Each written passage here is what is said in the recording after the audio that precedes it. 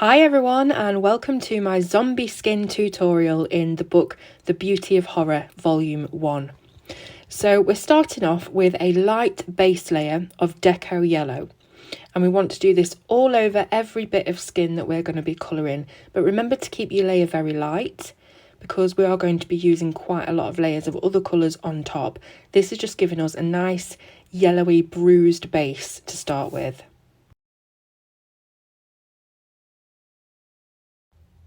Now take dark purple and start plotting out any areas that you want particularly bruised skin to be. So we're looking for bruised, we're looking for bloody, and that's the kind of effect that we're trying to create here. You can put these areas anywhere. I've just done them randomly, so maybe around the eye sockets, the top of the head, maybe areas that protrude from the face, so maybe the chin, the tip of the nose, the cheekbones, purely because they're probably the areas that are going to get scratched up and abrased first, I should imagine.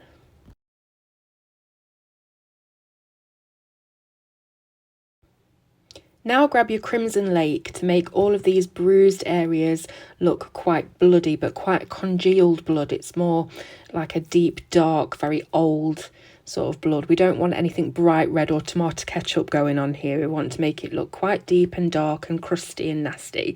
That's the effect that we are going for. So just going over all of the dark purple bits that you've done and just maybe extending it a little bit out of the dark purple area. Just kind of go with the flow and see what feels best to you. Try and contour around the cheekbones, around the bone structure, and just try and imagine where the blood would fall or drip or curve around the different parts of the face. That's just what I've been trying to do. There is no rhyme or reason to this, so yours will look different to mine and it will all look brilliant anyway. I think the overall effect will look great no matter where you put your bruises or anything else, so just go with the flow. Remember when I said we don't want the red to be too bright and vibrant, so we're going to go over that with dark purple again, just to blend it into itself and mute down the vibrancy of the red a little bit. Start to blend out from the red and purple with the green ochre pencil. This is a really nice mossy yellowish green that's going to give us that tinge of dead skin. Use this to contour all the bits of the face like the wrinkles and the saggy skin, and just remember to leave some of that yellow showing underneath because we will be blending that out.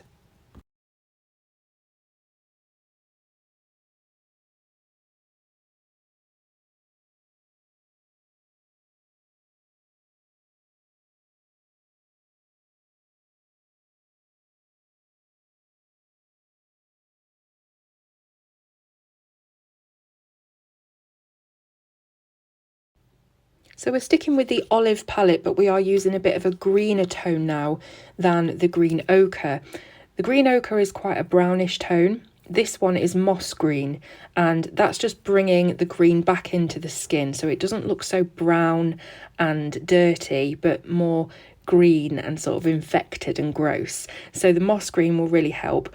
If you just go over all of the green ochre areas and maybe extend some little bits here and there so that you can see the moss green on its own, that is a really good tip just to bring back the green in the skin tone.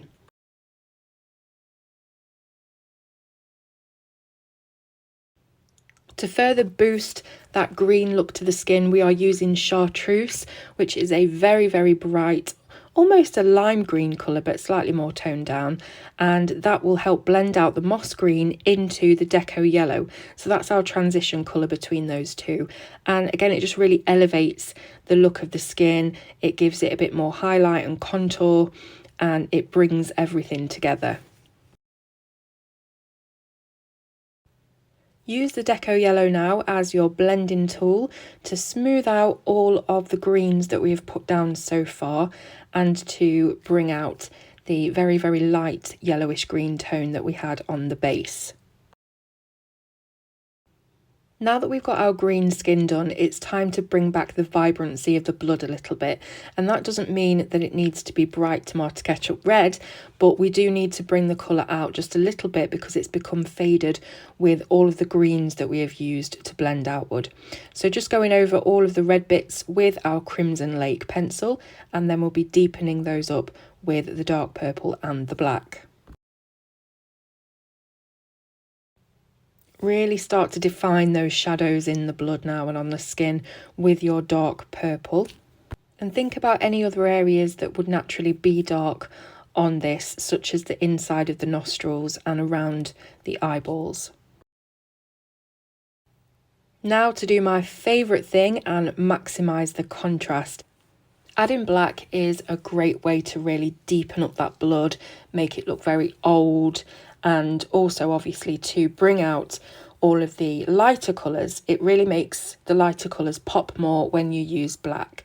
And my favourite thing is to create contrast, and what better colour to do that with than black. So if you just be very cautious and careful with it and only put it on the very deepest areas of purple that we've put down, then it should work. Don't go overboard on the black.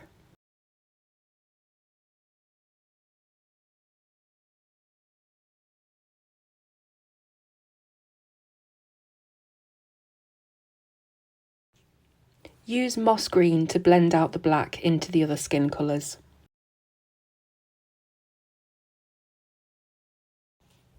Alternate the red and black pencils until you have the right balance that you require for deep dark shadows and red blood.